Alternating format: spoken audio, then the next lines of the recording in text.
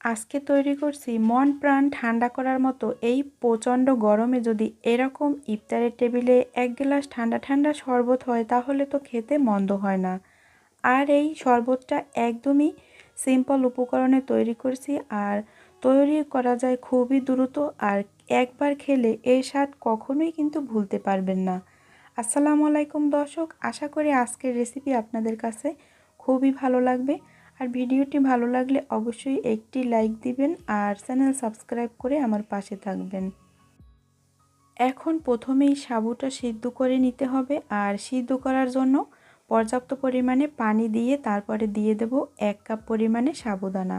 তো আমি half cup করে 1 কাপ পরিমাণে সাবু দিয়ে তারপরে এখন হালকাভাবে নাড়তে চাড়তে হবে যাতে তলানিতে লেগে না যায়। আর যখন সাবুটা দিব তখন কিন্তু পানিটা গরম করে দিব, আর নয়তো কিন্তু সাবুটা দলা বেঁধে যাবে। আর একবার যদি দলা বেঁধে যায় তাহলে কিন্তু সাবুটা আর একদমই দলাটা খুলতে চায় না। তো যার কারণে সাবু দেওয়ার পরে কিন্তু এরকম অনবরত নাড়তে হবে যতক্ষণ না হালকাভাবে বলক আসছে। যখন বলক চলে আসবে তখন আর এরকম অনবরত নাড়তে হবে না। তো এখন আমি সাবুটা 12 থেকে 13 মিনিটের মতো জাল করে নিয়েছি। আমার সাবুটা সিদ্ধ হয়ে গেছে। এখন আমি নামিয়ে তারপর একটা স্ট্রেনারে ছেঁকে সাবুটা ধুয়ে নেব। আর এইদিকে সাবুর শরবত তৈরি করার জন্য নিয়েছি দুধ, দই আর গুঁড়া দুধ। তো এখন এইখানে একটি ব্লেন্ডার জগ নিয়েছি, তার ভিতরে দিয়ে দেব হাফ কাপ পরিমাণে গুঁড়া দুধ। তো আপনি যদি বেশি করে তৈরি করেন সেক্ষেত্রে গুঁড়া দুধের পরিমাণটা আরেকটু বাড়িয়ে দিবেন।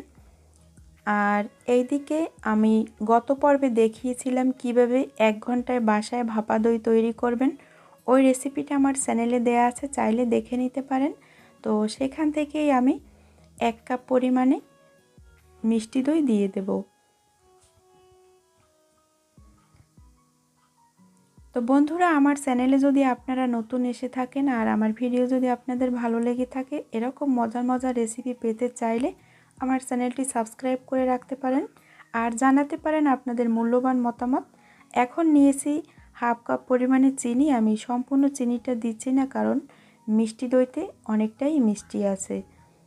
তো এখন দিয়ে দেব 1.5 কাপ পরিমাণে লিকুইড দুধ। এটা আমি আগে থেকেই জাল করে নিয়েছি। এখন এটাকে ব্লেন্ড করে নেব। তো ব্লেন্ড করে নিয়েছি, এই যে দেখতে পাচ্ছেন। আর এই শরবতটা যে খেতে কতটা মজাদার তা আপনি বাসায় ট্রাই করলে বুঝতেই পারবেন না। অন্য অন্য শরবতের থেকে এটা কিন্তু সম্পূর্ণ আলাদা আর ডিফারেন্ট স্বাদ। তো বাসায় চাইলে একবার হলেও ট্রাই করে দেখতে পারেন, আশা করি আপনাদের কাছে অনেক ভালো লাগবে। আর দিয়ে দিয়েছি কিছুটা পরিমাণে বরফ।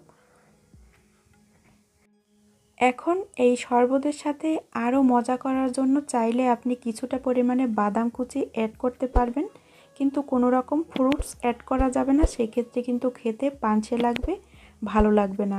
তো এখন যেহেতু রোজা আছি তো খেয়ে তো দেখাতে পারবো না, সার্ভ করে তো দেখাতে পারবো, তাই আপনাদের একটু সুন্দরভাবে একটু সার্ভ করে দেখাচ্ছি আপনাদের। তো আশা করি এই সাবুদানার এই লাচ্ছিটা খেয়ে আপনাদের অনেক মজা লাগবে আর ডিফারেন্ট স্বাদ পাবেন।